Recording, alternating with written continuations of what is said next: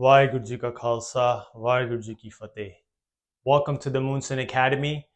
Today I'm just going to go over what Ayurveda is and give you guys a little history and an introduction.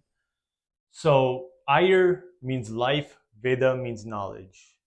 And briefly, it's the science of life. You can get this Ayurveda from the Vedas. The Vedas are ancient Indian texts which were created when humans first came on earth. It was created by Brahma, the creator god. He recited the Vedas with his mouth because back then we were at a higher age and you didn't need to write anything down. Whatever you would say would become law. So he created the four Vedas.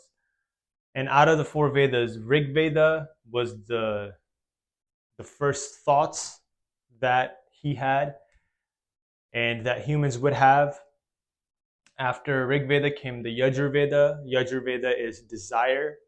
When desire and a thought is met, or when two desires are met, there's a conjunction. That's what Yajur means, to combine. So Yajur Veda is all about combinations. It's all where the fire ceremony also comes, where you offer things to it. Then the Samaveda came. So once two desires are met, there is a fulfillment that happens. And that fulfillment or that harmony is Samaveda. It's the Veda of songs. And then we have the Atharva Veda. Atharva Veda is once you hear that song, there's that satisfaction. And that's what Atharva Veda is all about. So out of the Vedas, there are two sister Vedas. This is the bird and these are the wings. Ayurveda is the science of life, and then Jyotirveda is the science of light, also known as astrology. Now, this is what kind of came out of the Vedas. Now we'll go into what Ayurveda is, and we'll talk about the 8 limbs of Ayurveda. Just like we have 8 limbs, Ayurveda is also a living thing that has 8 limbs. And out of that, Kaya Chikitsa is the internal medicine. So Kaya means fire.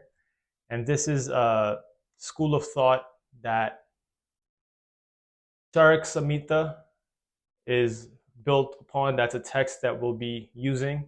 And it says that fire or Agni or digestion is what is the root of all issues when it comes to your body.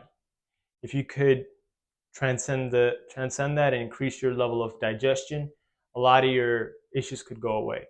So that's that. And then we have Bala Chikitsa, and which is all about pediatrics, all about how to raise a child and how to take a child from being in the belly to being an infant, and all the different kinds of medicines that a child may require, because child have different needs, right? They're a lot smaller, so they have different needs according to their size. And Graha Chikitsa is psychology. This is more so, Graha means to grip, and it's also related to the planets because all that is above us is below us also, as above, so below. So the planets have a grip on us sometimes, and it may cause us to act a certain way.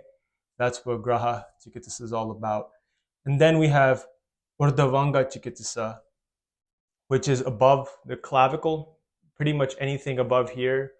You can also say these are the EENTs, eyes, ears, nose, throat, but it also goes to the brain and generally any organ above here, because this area is a really important area.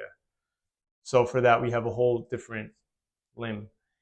And then we have the Shalya Chikitsa. Now, surgery is something that we won't be going into here because I'm not a surgeon and I'm not going to pretend to be one. If you want to get surgery, just go to your surgeon. That's your best bet.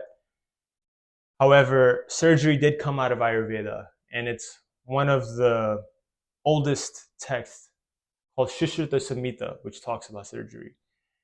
Then we have Damstra Chikitsa, which is toxicology, which is essentially when you get bit by a snake or an insect, how do we rectify that? And how do we cure ourselves from something like that? Also, it has to do with the air pollution and anything that's in our environment, any toxins that may be lying in our environment, how to work with that. And then we have Rasayana Chikitsa